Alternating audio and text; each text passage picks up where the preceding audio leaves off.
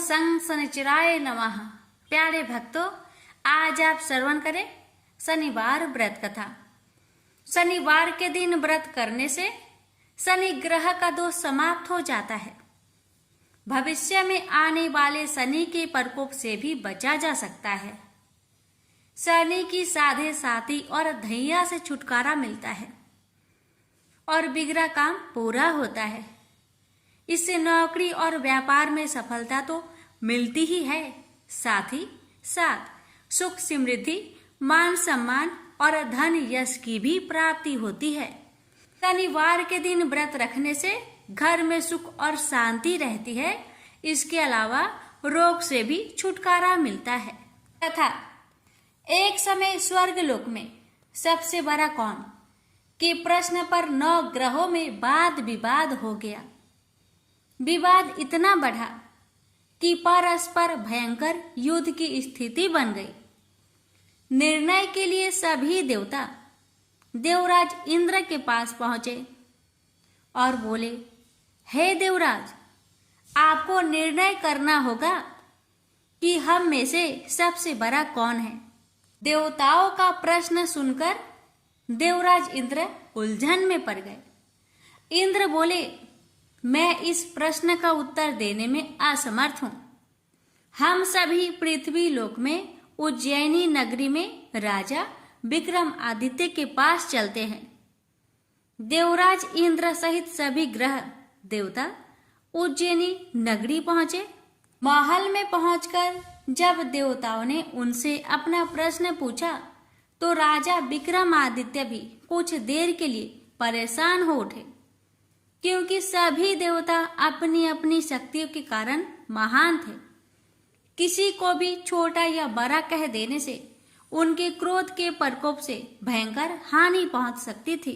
अचानक राजा विक्रमादित्य को एक उपाय सूझा और उन्होंने विभिन्न धातुओं, स्वर्ण, रजत, चांदी, कांसा, ताम्र यानी तांबा, सीसा, रांगा, जस्ता, अभ्रक व लोहे के 9 आसन बनवाए। धातुओं के गुणों के अनुसार सभी आसनों को एक दूसरे के पीछे रखवाकर उन्होंने देवताओं को अपने अपने सिंहासन पर बैठने के लिए कहा। देवताओं के बैठने के बाद राजा विक्रमादित्य ने कहा, आपका निर्णय तो स्वयं हो गया। जो सबसे पहले सिंहासन पर विराजमान है वही सबसे बड़ा है। राजा विक्रमादित्य के निर्णय को सुनकर शनि देवता ने सबसे पीछे आसन पर बैठने के कारण अपने को छोटा जानकर क्रोधित होकर कहा, राजा विक्रमादित्य, तुमने मुझे सबसे पीछे बैठाकर मेरा अपमान किया है। तुम मेरी शक्तियों से परिचित नहीं हो। मैं तुम्हारा सर्वनाश कर दूंगा। शनि ने कहा, सूर्य एक राशि पर 1 महीने, चंद्रमा 2.25 दिन, मंगल 1.5 महीने, बुध और शुक्र 1 महीने, बृहस्पति 13 महीने रहते हैं। लेकिन मैं किसी राशि पर 7.5 वर्ष 7.5 तक रहता हूं। बड़े बड़े देवताओं को मैंने अपने प्रकोप से पीड़ित किया है। राम को 7.5 के कारण ही वन में जाकर रहना पड़ा और रावण को 7.5 के कारण ही युद्ध में मृत्यु का शिकार बनना पड़ा। राजा, तू भी मेरे प्रकोप से नहीं बच सकेगा।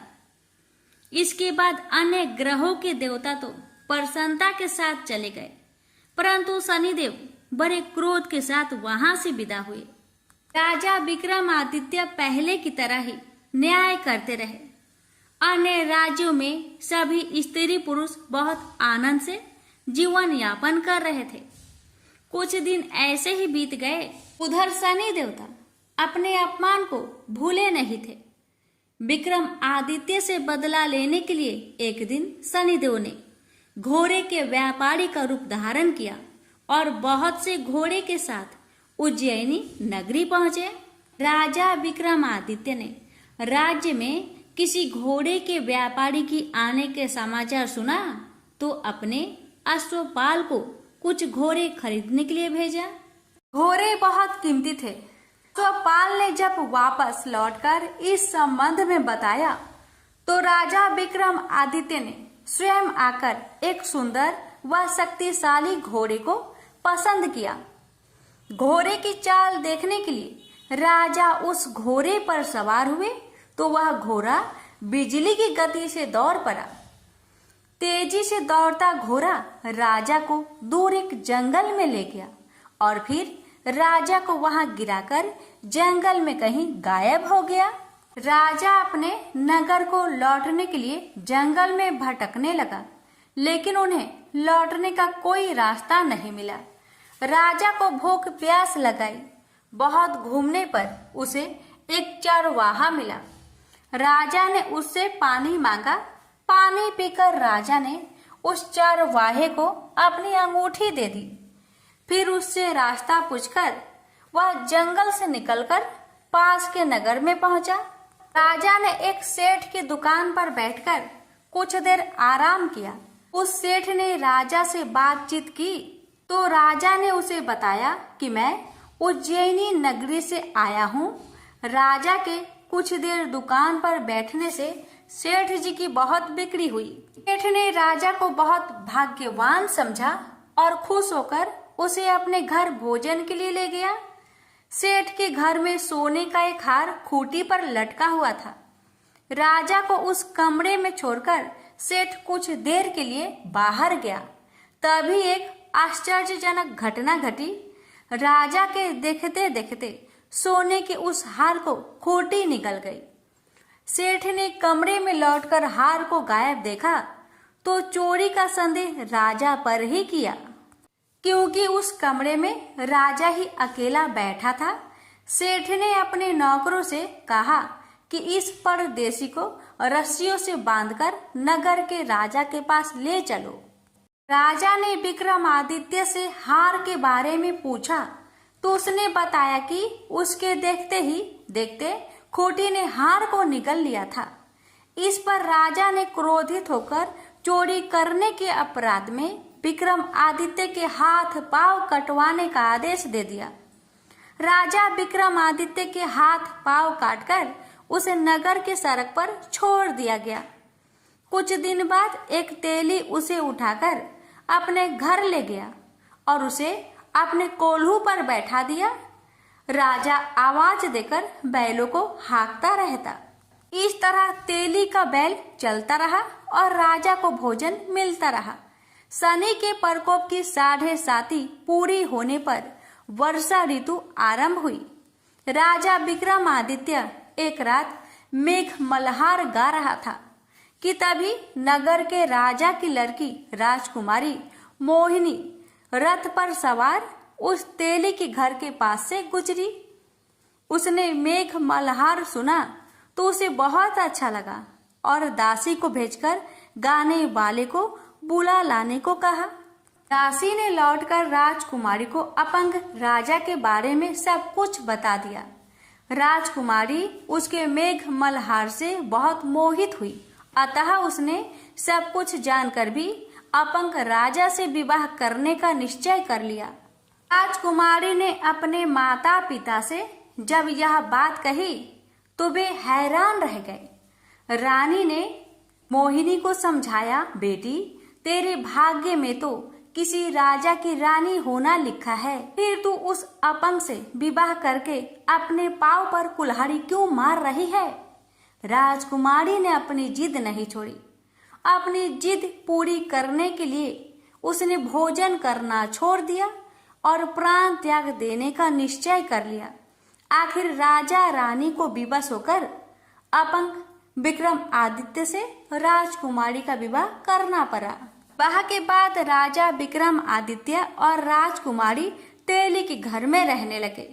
उस रात स्वप्न में शनिदेव ने राजा से कहा, राजा तुमने मेरा प्रकोप देख लिया। मैंने तुम्हें अपने अपमान का दंड दिया है। राजा ने शनिदेव से क्षमा करने को कहा और प्रार्थना की, हे शनिदेव, आपने जितना दुख मुझे दिया है अन्य किसी को न देना। शनिदेव ने कुछ सोचकर कहा, राजा मैं तुम्हारी प्रार्थना स्वीकार करता हूँ। जो कोई स्त्री पुरुष मेरी पूजा करेगा, शनिवार को व्रत करके मेरी व्रत कथा सुनेगा, उस पर मेरी अनुकंपा बनी रहेगी। प्रातः काल राजा विक्रमादित्य की नींद खुली तो अपने हाथ पांव देखकर राजा को बहुत खुशी हुई। उसने मन ही मन शनिदेव को प्रणाम किया। राजकुमारी भी राजा के हाथ पांव सही सलामत देखकर आश्चर्य में डूब गई। राजा विक्रमादित्य ने अपना परिचय देते हुए शनिदेव के प्रकोप की सारी कहानी सुनाई। सेठ को जब इस बात का पता चला तो दौड़ता हुआ तेली के घर पहुंचा और राजा के चरणों में गिरकर क्षमा मांगने लगा। राजा ने उसे क्षमा कर दिया क्योंकि यह सब तो शनिदेव के प्रकोप के कारण हुआ था। सेठ राजा को अपने घर ले गया और उसे भोजन कराया। भोजन कराते समय वहां एक आश्चर्यजनक घटना घटी। सबके देखते देखते उस खूंटी ने हार उगल दिया। सेठ जी ने अपनी बेटी का विवाह भी राजा के साथ कर दिया और बहुत से स्वर्ण आभूषण धन आदि देकर राजा को विदा किया। राजा विक्रमादित्य राजकुमारी मोहिनी और सेठ की बेटी के साथ उज्जैनी पहुंचे तो नगर वासियों ने हर्ष से उनका स्वागत किया। अगले दिन राजा विक्रमादित्य ने पूरे राज्य में घोषणा कराई कि शनिदेव सब देवों में सर्वश्रेष्ठ है। प्रत्येक स्त्री पुरुष शनिवार को उनका व्रत करे और व्रत कथा अवश्य सुने। राजा विक्रमादित्य की घोषणा से शनिदेव बहुत प्रसन्न हुए। शनिवार का व्रत करने और व्रत कथा सुनने के कारण सभी लोगों की मनोकामनाएं शनिदेव की अनुकंपा से पूरी होने लगी। सभी लोग आनंद पूर्वक रहने लगे। प्रेम से बोलिए शनि महाराज की जय हो। एक पौराणिक कथा के अनुसार एक बार शनिदेव भगवान शिव जी के पास कैलाश पहुंचे। शिव जी को प्रणाम करके उन्हें ज्ञात करवाया कि प्रभु, कल से मैं आपकी राशि में आने वाला हूँ और मेरी वक्र दृष्टि आप पर पड़ने वाली है। शनिदेव जी की बात सुनकर भगवान अबाक रह गए और मंद मंद मुस्कुराकर कहा, हे शनिदेव, आपकी वक्र दृष्टि कितने समय तक मुझ पर रहेगी? तब शनिदेव ने कहा कि प्रभु, कल सवा पहर के लिए ही आप पर मेरी वक्र दृष्टि रहेगी। यह सुनकर भगवान भोलेनाथ शनिदेव की वक्र दृष्टि से बचने का उपाय सोचने में लग गए और अगले ही दिन वे धरती लोक पर पधारे और एक हाथी का रूप धारण कर लिया ताकि शनिदेव की वक्र दृष्टि से बचा जा सके। भगवान शंकर को हाथी के रूप में सवा पहर तक का समय व्यतीत होने पर शिव जी ने सोचा, अब सारा दिन व्यतीत हो चुका है और शनिदेव की वक्र दृष्टि का उन पर कोई भी प्रभाव नहीं हो पाया। तब भगवान शिव पुनः कैलाश वापस लौट गए। भगवान शंकर अति प्रसन्न मुद्रा में कैलाश पहुंचे तो उन्होंने वहां पर शनिदेव को उनका इंतजार करते हुए पाया। शंकर जी को देखकर शनिदेव ने प्रणाम किया। शंकर जी ने कहा, हे शनिदेव, आपकी वक्र दृष्टि का मुझ पर कोई भी नकारात्मक प्रभाव नहीं पड़ा। यह सुनकर शनिदेव मुस्कुराए और कहा कि मेरी वक्र दृष्टि से कोई भी नहीं बच सकता, चाहे कोई भी क्यों न हो।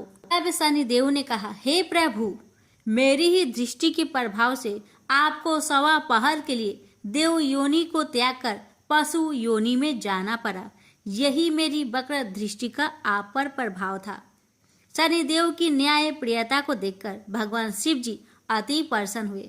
वह शनिदेव को सूर्य से भी ज्यादा प्रतापी होने का वरदान दे दिया। प्रेम से बोलिए शनि भगवान जी की जय। हर हर महादेव।